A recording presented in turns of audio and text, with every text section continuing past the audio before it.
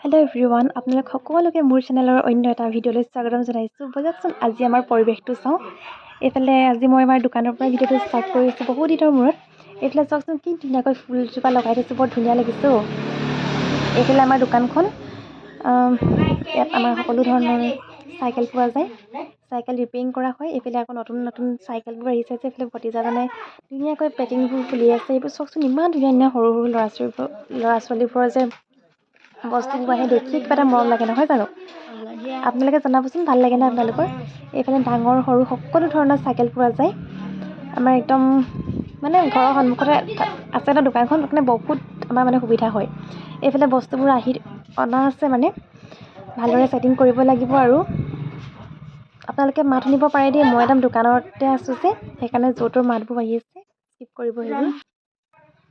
এইফালে সৰু সৰু চাইকেলবোৰ চাওকচোন ইমান ধুনীয়া লাগিছে।